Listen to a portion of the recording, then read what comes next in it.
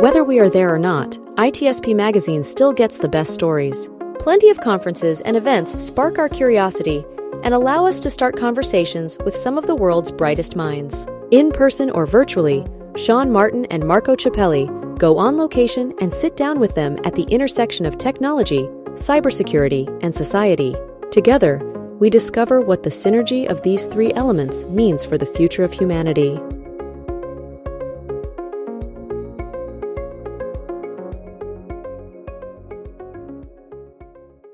ThreatLocker is a zero-trust endpoint protection platform, providing enterprise-level cybersecurity to organizations globally.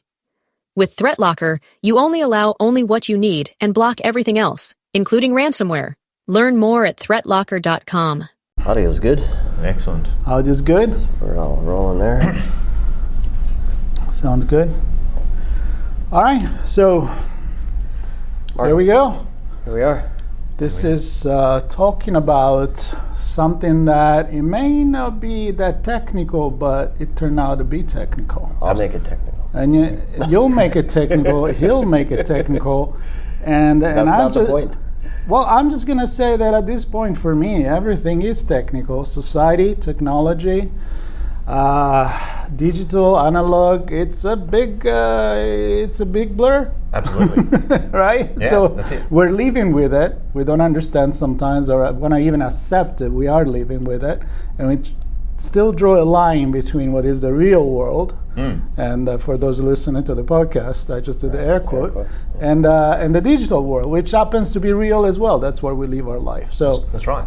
and not only our life, now our death. Our death, that's right. That's right. So that's kind of like what we're going to talk about here today, Sean. It's going to be interesting. I know. So we're here at Australia CyberCon, hosted by ASA, and we're in Melbourne. Lots of great folks, lots of great topics. This one caught our attention, and Peter Gigengack, good to see you. You're speaking here at the conference. There's a few things, if I'm not mistaken. Yeah, I got a few things that are on, and obviously this one's really quite a dear one to me, talking about digital identities after death. Yeah? So a little bit about yourself to start with. What do you do? Yeah, to start off, my role, I am a Director of Cybersecurity in Western Australia's Office of Digital Government. I look after, capability and uplift of cybersecurity maturity across WA, and so I guess my role is to drive, programs of work, initiatives that would help raise cybersecurity maturity, everything from penetration testing, cybersecurity awareness training, and actually implementation support. And so I guess my journey as a recovering sysadmin, spent a lot of time on the tools. Really, like for this story that we're talking about today, I had to leverage some of those, tools and kind of processes to apply in a way that I wasn't anticipating. Yeah, and what did trigger you to actually dive deep into this, like thinking hard about this topic? As about presenting for this topic, or? No, kind of like, one day you said, this is going to happen. Not to a lot of people. Well, it actually, I wasn't probably thinking about it, and I think this is the key talking point about why I took this opportunity to try and present. So we had a situation where one of our elderly family relatives passed away, and look, as we know, when people pass away, we've got the cleanup of all of their physical assets and execution of wills, and there's a lot of pieces that have to occur for the family, and it's already a challenge. Yeah. And so as people are kind of losing their loved ones, all those memories come back, and it's quite an emotional piece at time. Our family was caught in a situation where we had this elderly relative that we'll just call him John for the sake of today. John, look, he was elderly, and we had, concerns around his online activities before he passed away, but really his, let's just say, his personality just meant he wasn't open to it, and so he kind of locked it away a bit. Now, he eventually did pass away, and as a family, as we were, going through the physical stuff, we went through obviously trying to understand some of that digital piece, not to kind of dive in like reading someone's journal, but going, well, look, we wanted to obviously understand, look, over the course of his life, he's taken photos of the family, he's Obviously transacted with a bunch of people that we believed at the time, had suspicions around that he was getting some form of scam. He was elderly, he was quite vulnerable in his life, and we knew that we had pretty good suspicions that he was being, I guess, like scammed in some way, and we taken advantage of. And like in this situation, we knew that he was in conversation with someone international, saying, "Hey, I want to come to Australia." Obviously, his generous nature was always going, "Oh, I want to make sure this person comes here." And we were really trying to, as a family, really to kind of go, well, we knew something was happening, and like we knew that like finances over time hadn't been really there, and so in the absence of it, we kind of all went, let's I guess pull apart a little bit of that digital footprint, and try to unravel that. The key thing that was a challenge was we had nothing to go with.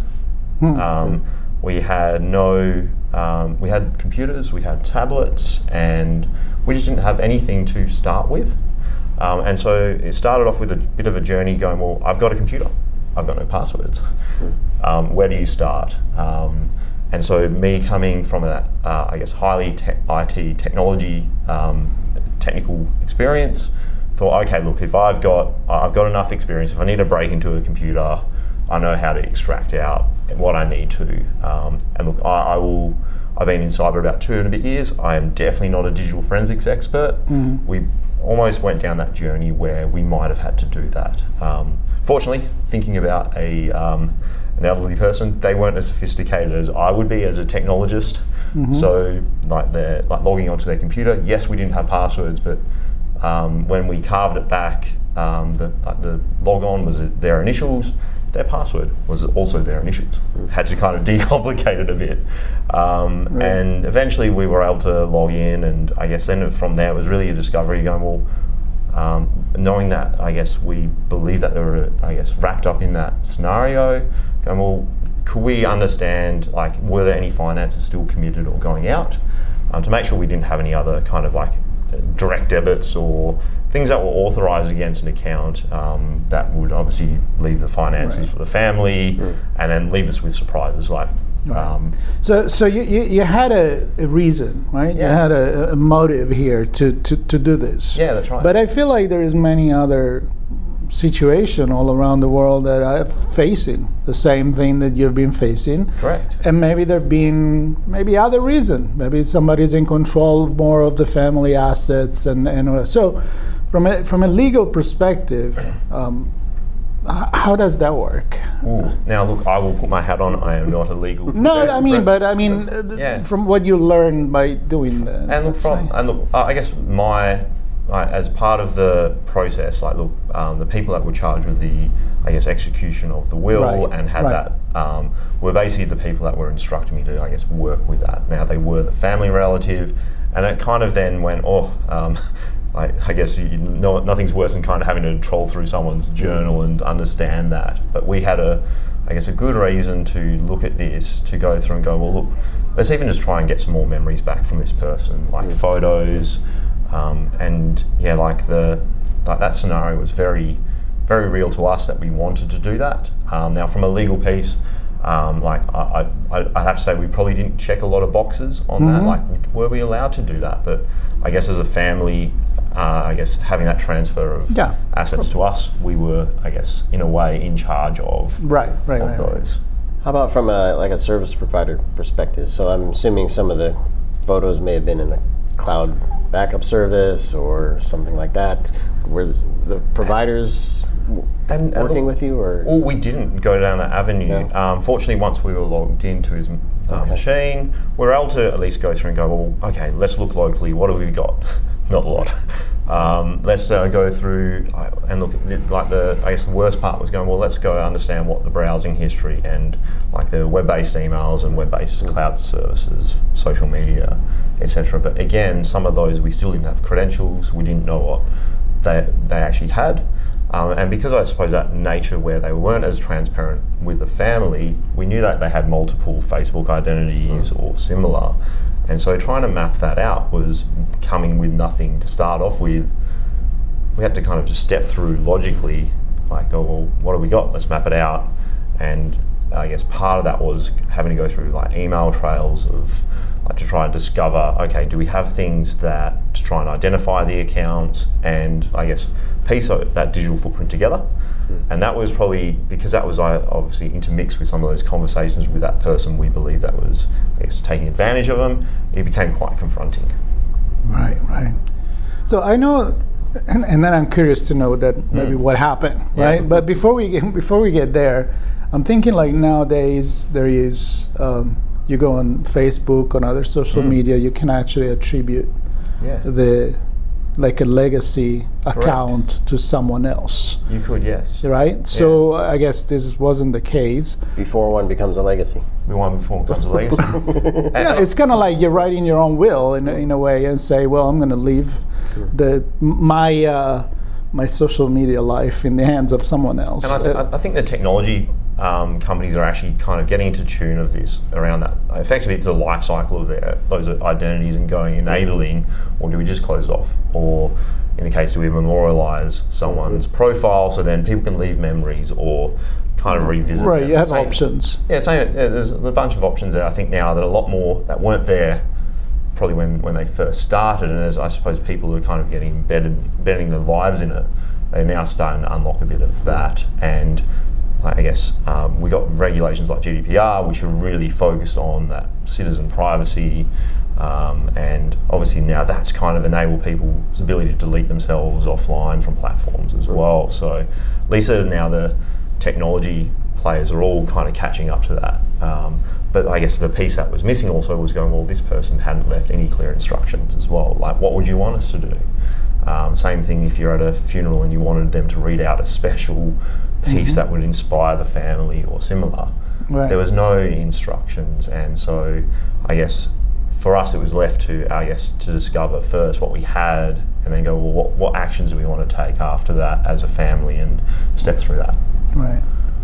So, Sean, do you have anything? Because I'm going philosophical here. So. I'm just thinking. I mean, I'm all which I want you to do as well. But I'm just thinking, not directly related to your experience and your story, but when I think about identities, I think about business.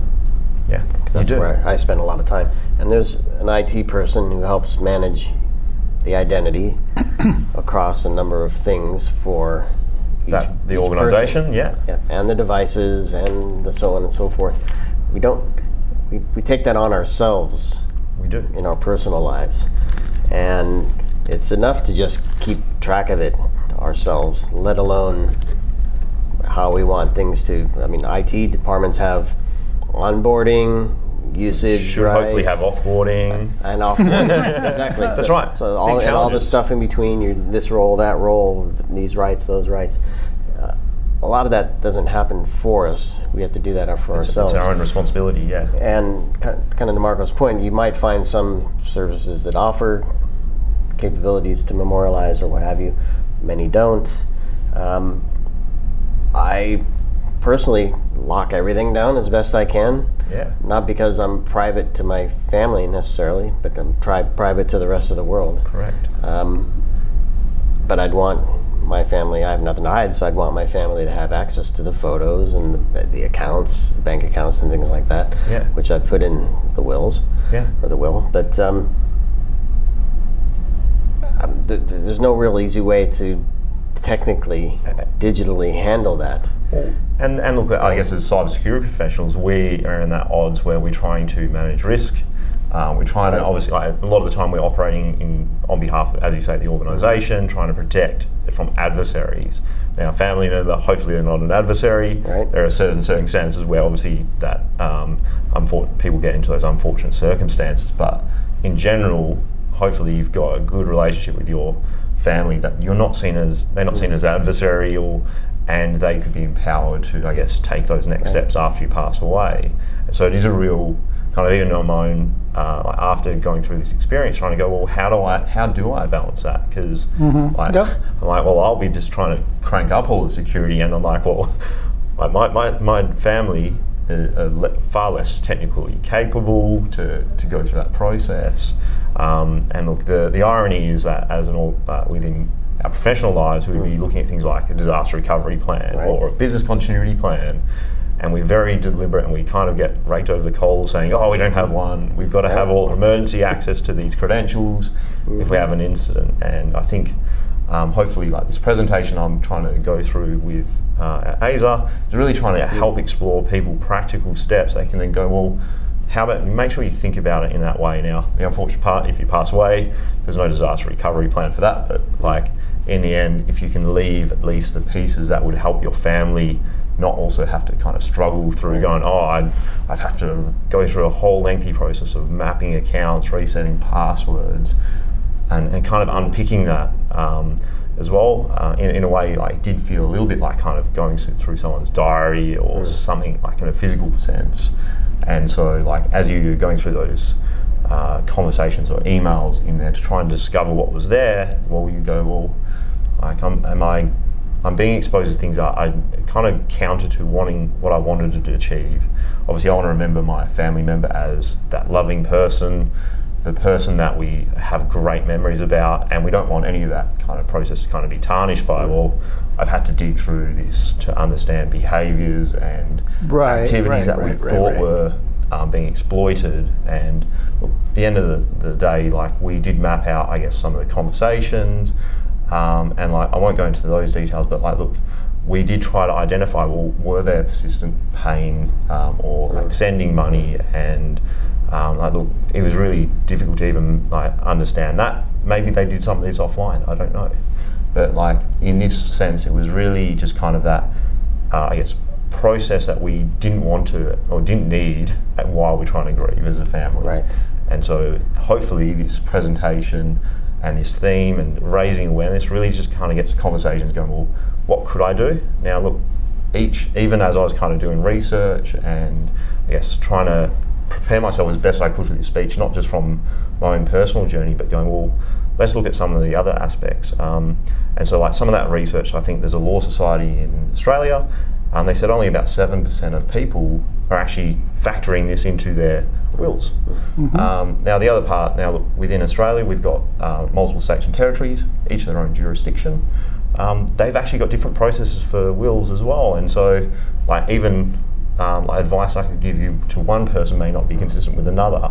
And so really it's about kind of doing a bit of due diligence around going, well, let's go speak to a lawyer that can actually go through and go, well, let's make sure we capture these. So when we get to that spot, well, your family's not stuck. Right. They can go through and go, well, look, if I need to get to the accounts, here is how you do it. And look, I've seen really good examples, not from this group, but other family members or family friends that have gone through that same journey. And the process for them was so much more, I guess, seamless. And they just went, here's the accounts, here's our accounts.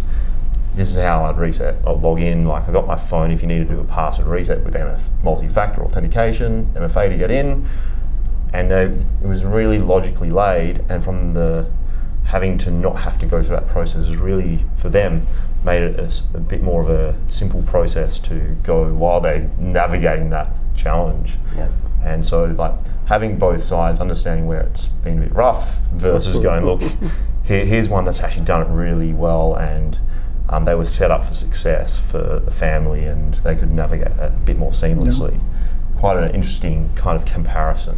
I think this is a starting point. Like it's a conversation started, but also for me that I'm normally just starting to think from an ethical, philosophical perspective, like, you know, how life keep going in the digital world, as I said at the beginning. But then, you know, if we were not in this digital era, somebody passed, of course, like many other time, and you really don't know where this guy was handling his business. Correct. Right? Somebody's done and is done, unless somebody comes out and say, hey, I used to do business with your grandfather or whatever that was. But and then maybe you hire an investigator and you go to look in the bank, whatever it is. But now our life is so, you know, memorized. Correct. It's in the digital, almost like forever, as we know, right? I mean, the database is there. You can delete your account, but it's probably still in a backup somewhere.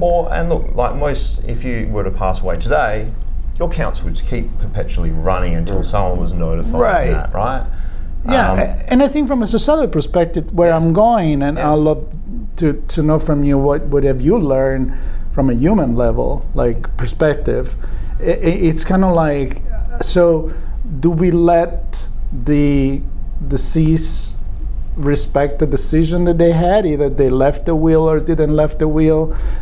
Do they want to have a digitalized version of themselves transferring an AI? I know I'm going way over what you did, but I mean, these are the questions that we need to start asking ourselves as a society, where we could potentially live forever.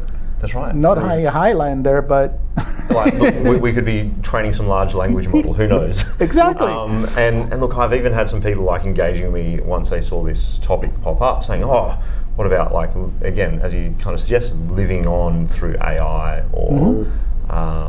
And look, even through a bunch of the research I was doing, and look, I'm not covering this topic in my presentation, but going look. Well, but it will kind of get it going. We'll get it going, right? Where people have had interactions with their deceased relatives well beyond they've passed away, because maybe it's account takeovers or similar, and obviously could you imagine like your family member passed away many years ago speaking to you? It's a real, you'd be kind of like quite unnerving going, well, hang on, who is this? MySpace what? MySpace what? That's right. And so like, look, it's a real, I came up, even through the research, which I didn't cover in this, prepare for in the presentation, I found like some really creepy stories of this actually already occurring. Now look, is that because someone didn't do that housekeeping towards the end? I will never know, but like I suppose it kind of puts it out saying, look, if we don't kind of have a plan for them at least, it could like materialize in something like someone taking over the account and then like responding, and like, look, that would just cause a whole bunch of other kind of I guess more emotions to kind of be poured out again from the family, going, oh, what, I've got to deal with this now as well. And like, I think I guess most people just don't like having those surprises, like going, oh wow, we found this as well, or right. And that's another thing I'm thinking. Like, I mean, you took a pretty big burden to take that on yourself. Somebody may say, well, let's have a third party do that, because so they can say, well, you find out what you need to find out about this specific topic, then let the memory be what the memory is. What the memory is. And look, there's probably a business opportunity in there somewhere, right? Oh yeah. I can see lawyers right now like ping. Can you go ping? And look, I think, I guess based on my career journey and like as like an IT professional, I've had to do a number of, I guess, more investigations against like typical kind of HR type of I guess issues, or like you're looking for insiders with an organisation. So it's quite a typical activity that an IT person does, and like we already have to compartmentalise yourself in your role. So then you're obviously keeping that confidentiality. When we're doing this in a family situation now, I was the most technical competent, and it fell to myself. Which like, look, I knew I'd be up for some challenges, and I think there's still stuff that I will never know, because we obviously wanted to just find the minimum amount that we wanted to kind of make sure we understood, and then from there it's like, well, look, let's preserve what we've got, and like, like let's just remember that person for what they are. Now, look, could we get a surprise later on? Who knows? Well, and I remember it was on the news when I was in Ireland one time, where I think two guys brought in their neighbor who was no longer with us, but physically there, into the post office to collect the dole check. Oh, wait, that's a movie, right? It was a movie, but it was also real. Was it Weekend at Bernie's back in the 80s? Like that. But it was a real story. But I guess my point is, for the digital life, if somebody was collecting something from somewhere, correct. Maybe not just a government subsidy or payment, but from some other service or royalty or whatever. I'm just thinking out loud here. Netflix subscription. So even they may not want to talk to the family at that point, right? Just let that Netflix run forever. That's right. And it was already hard enough to kind of cancel those kind of things. So like, and look, hopefully through that process we were able to identify as much as we know But yeah, like even that's just like that kind of having an experience as a family, like yes, as you say, you could outsource that. And then I guess the real question is like, how much would you want to find someone else doing that for it as well? And so like, it is quite a sensitive issue within our family. Going, look, we want to obviously respect that person as well. They were a great person, the family very loved, and so like, look, it was really quite challenging and confronting just to navigate that. So again, if we can talk about it, leave clear expectations for our family to navigate that, it'll really just set up that whole process to help it be as seamless as you possibly can, even though how crappy it is as you go through it, right? Yeah, and I mean, look, society has been changing so quickly, right? I mean, especially with all this legacy account and our online, and I think there is, on one side, I'm just thinking out loud here, is that people many are not comfortable about making plans for when they die, because you're just going to postpone that as much as you can until unfortunately you can't do anything about it. Number one. Number two, many people, I think, they're still not realizing how much of our life is actually online. So you got to get to that point where this has become the norm. That's right. And look, I'm halfway through my life. Hopefully not even close. And I like, when I was even going through this process for myself, going, well, I've got hundreds of accounts. Now look, all of them aren't the same value of information, but you got everything from your social media, email accounts. Like, I've got infrastructure as a professional, and like, okay, well, I've got to make sure I pass those on. Like, look, if someone wants to know about my e-commerce things, yeah, sure, whatever, here's their accounts. But like, there's obviously different value and richness of information that would be either available to your family and or an adversary exactly. as well, and like replicate your something, or they grab all your that digital twin that you don't want to have, create a digital twin, or they use that against the family in some other mechanism and weaponize it, which is quite. We see that in enterprise. People get ransomware, like pretty much. Like, and look, I'm not trying to put suggestions to the adversaries out there, but like, look, if you're not closing off those accounts and they've got simple credentials, or they're not, we're not turning on multi-factor to help, I guess, devalue those credentials in the first place. Somebody may find it. Someone may find it, use them in a way that will actually brings additional harm to either those individuals or the family, or using for other forms of, I guess, fraud or similar. Like obviously banks are, particularly in Australia, have got really good checks and balances around that, and across the world, that obviously finances are very well regulated in general, and so some of those checks are pretty well in place. But like, you could open up accounts internationally and do all kind of things that could, I guess, be malicious with them. And so like, making sure that you're also being responsible, make sure that that doesn't also play out is like another piece that you can kind of go down a real rabbit hole. This topic, is confronting as it was to go through, is multifaceted and very. You can go in very different directions and rabbit holes. My mind is in a rabbit hole right now. Like I'm all the way down with Alice and the White Rabbit, because I keep thinking about and there is this, and there is that, and look, it was really interesting when I was kind of thinking about this topic, and with other cyber professionals, they're like, I haven't seen this being presented at a conference, and I thought, well, I've lived through something. I've lived through something that I know would be uncomfortable for many. How about I try and talk about it? So then, look, they can go back and they can talk about it, and so on and so forth. And look, by helping that, having those conversations early. Now, look, there are some technical things we can do. Like if we were trying to, I guess, help inventorize that. Yes, we've got password managers that can help. Now look, how would we structure that in a way that would enable a family to do that? Have it like an emergency access the same way you would in an enterprise. And look, whether or not that would be, say, for instance, having a master key that's kept separate offline, or you could use a physical token like a YubiKey, passkey. There's mechanics that can do it.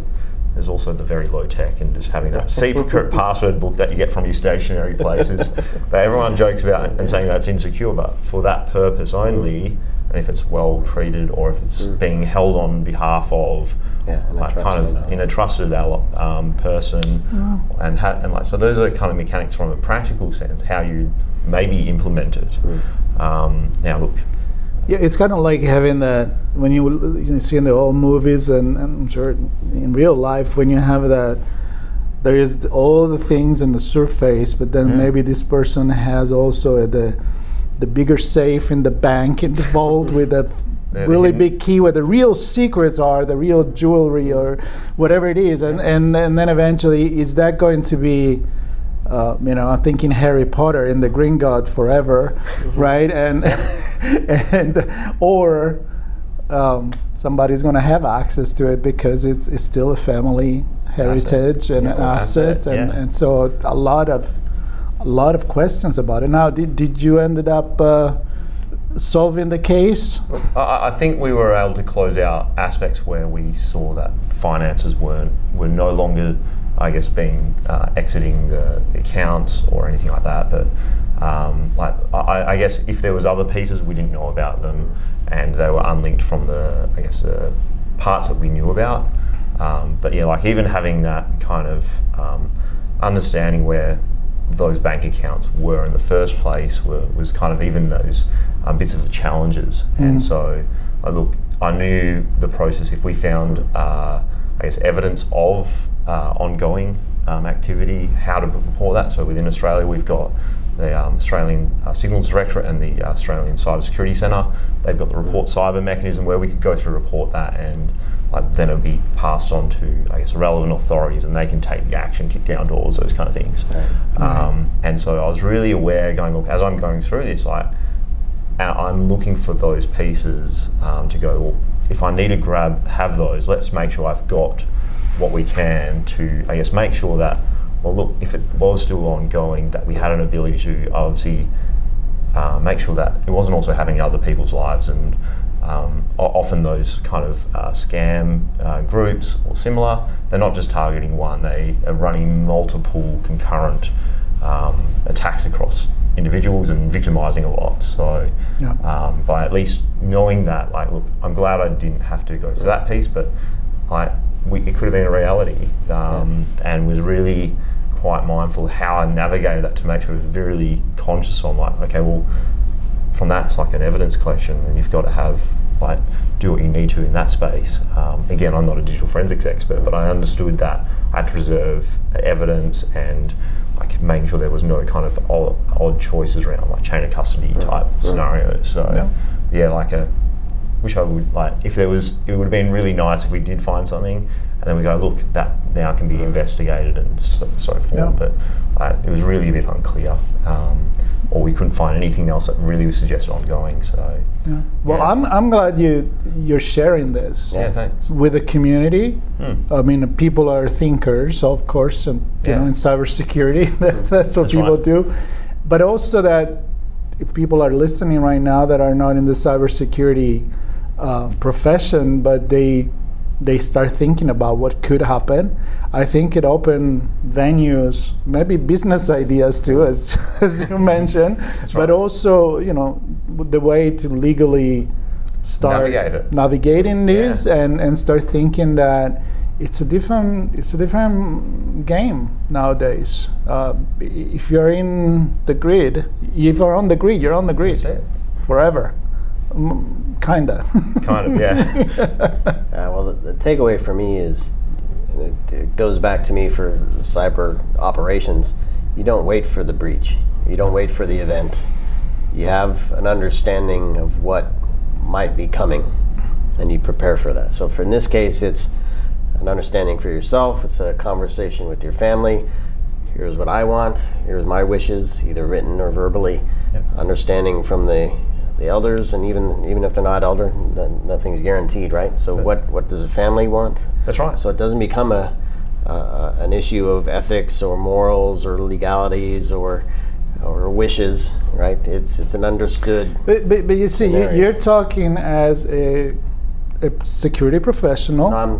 But you think this way, but Grandpa or anyone else, I think it's important that when you maybe when you subscribe to an online service, there is a legacy check for. I think a lot of people, not everybody, clearly, but a lot of people have wills and trusts. Yeah. And I'm suggesting that as part of those conversations, the technology, forget cyber, Yeah.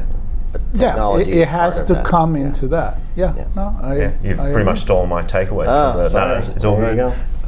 There you go. and Sorry Good, about good that. thing that your conversation and your session That's has right. already happened. So I'm already we're warmed not up. giving away anything. We're producing this after your session, so no secrets. Well, Peter, thank you so much. This has been like a very eye-opening conversation for me, and I appreciate again that you're sharing it with the community. Yeah, thank you. And for everybody listening, this was a little bit of a different kind That's of right. conversation, but definitely something that will make you think. And as I always say, if it makes you think, we did a good job. So Or we did our job anyway. Good or we not. did our job. Peter did his job. Peter did his job. So you. stay tuned. Many more conversations are going to come up from Melbourne here, and the conference, the Cybersecurity Conference 2024. Stay tuned. Still 2024. Still 2024. Not, This is amazing. not for that long. We're nearly to 25. All right, thanks Stay everybody. tuned. Thanks, Peter. Thank you. Cool. ThreatLocker is a zero-trust endpoint protection platform providing enterprise-level cybersecurity to organizations globally. With ThreatLocker, you only allow what you need and block everything else, including ransomware. Learn more at threatlocker.com.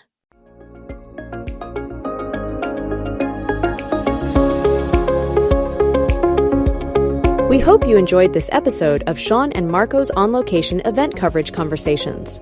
Please take a moment to give the show a good rating and leave a comment. Remember to share this podcast with your friends, family, and colleagues.